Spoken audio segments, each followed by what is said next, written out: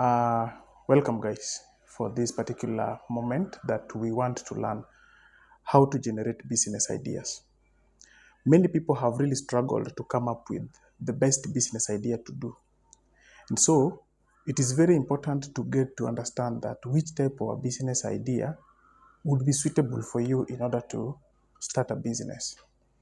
Have you ever been in a situation whereby either you've got some little money or you don't have the money, but then you're wondering that should I get the money?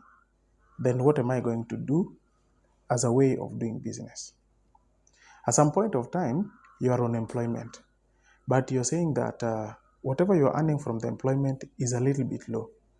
And then you want to start something on the side that can assist you to get more or extra income. That is what we are talking about today, how to generate a viable and a bankable business idea. It is very important we get to understand that a business is one way in which you can be able to generate money that is quite unlimited, because business has got the unlimited potential of growth. It can grow from a 1,000 shillings business into a 1 million shillings business, depending on how you run the business. And so today, as I'm talking about how to generate a business idea, let's get to understand certain concepts. But before I proceed, I want to ask you to subscribe to our channel so that every time I make a video of similar state or similar, nature, you can be able to get a notification so that you can be told that I did the video. If you'd want to get more of this particular video, then hit the share and the like button as well as the subscription so that you can get to know more. Now back to what I was talking about.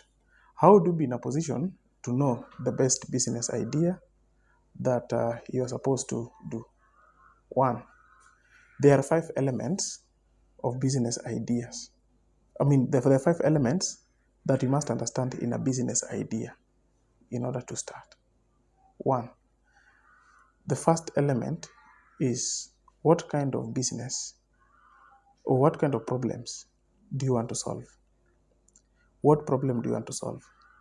Many people would always think of starting a business without basically knowing that which type of a problem they would want to solve.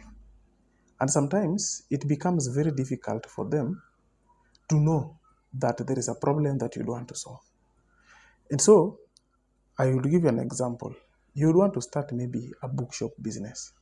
The bookshop business, you would want to solve the problem of providing cheap and affordable, or maybe affordable and accessible education or learning materials within the surrounding where you come from. However, you look at the existing businesses, how they are doing that business. They are not in a position to really provide the best solutions.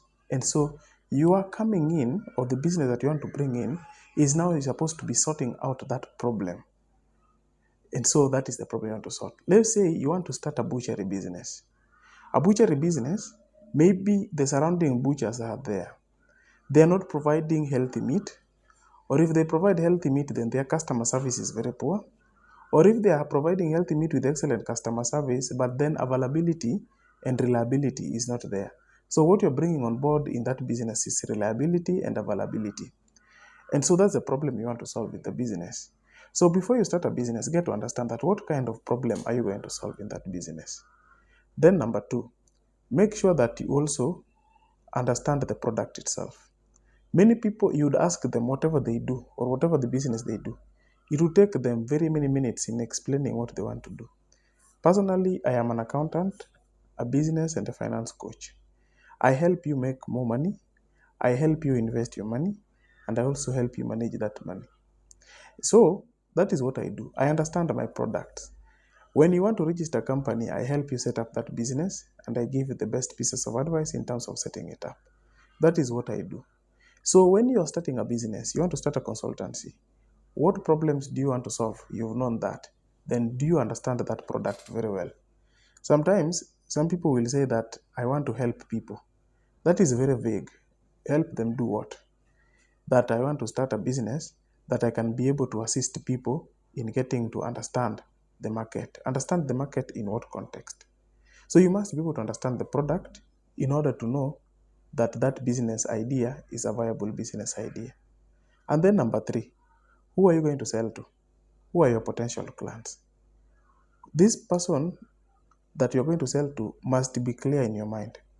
You can be able to segregate your market or classify your market into the various categories according to the way you think you can be able to reach out to them. There are those people that start businesses that are basically targeting women. For instance, you cannot start a salon and you're targeting men and women. Salon is basically for targeting the ladies. You can also start maybe a business that is targeting the children. For instance, you're making sweets. Your customers, major customers are the children. You can also start a business that is looking at the men. So when you are classifying who you are going to sell to, you have to classify them according to gender, or you can classify them according to age, or you can classify them according to geographical location, or you can classify them according to profession. There are certain businesses that are maybe people are targeting lawyers, or there are those businesses that are not targeting, they're targeting maybe farmers, or they're targeting, let's say, real estate managers.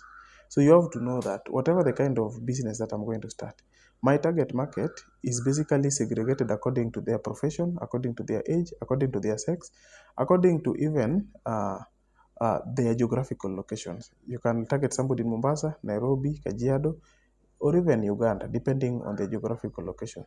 You can look at those people living along the lakeside or those people that are living in the mountains. So you cannot be able to take heavy jackets that you're saying that you've seen an opportunity for heavy jackets, and then you want to go and sell the heavy jackets in the coast. That is going to, you're not being able to separate your customers in terms of the geographical locations. Now, the fourth one is that how are you going to reach these customers? You've now known the customers. How do you reach the customers? The way you reach the customers is what we call now the logistics. In the whole value chain or in the whole supply chain, you must be able to know that how is the product moving from the owner to the person that is supposed to move to. You know, getting to know how the product is supposed to move there will help you even in the aspects of the costings. You know, costings will give you the way on what you are going to expect in terms of product profits when you're doing your business planning. So getting to know the logistics, how the product is supposed to reach the consumers is very key so that you can learn or you can have the information on how you can reach these particular people. And so in that matter, get to know that the point you're, I mean, the method you're going to use to reach out to your customers is very key. That method, are you going to reach them by road, by air, by bike, or by bicycle? Or you're going to sell something that is a product, so you're going, I mean, that is a service, so you're going to reach them online. So that is how you're supposed to understand. How is the product going to move from you to the client? And then lastly, you have to understand that what is the impact of this particular product or business idea to the environment. There are some ideas that are having influence on the environment. That idea, you must be able to check that. Whatever the impact is having on the environment, is it that gross that it can be able to make the business to stop at some point due to the legal issues? And if it is not, then you can be able to proceed with it. So, guys, as a recap, if you want to start and generate a business idea, then these are very 5 key factors that I've talked about. Factor number 1 is get to know the problem you're going to solve. Factor number 2, get to know the product itself. Factor number 3, get to know your customer who you're going to sell to. Number 4, how the product is going to reach the person intended. Then number 5, and then last one, the impact it is going to have on your environment or the climatic aspect. Keep it here and follow us for this particular series of the business coaching and the business management. Thank you.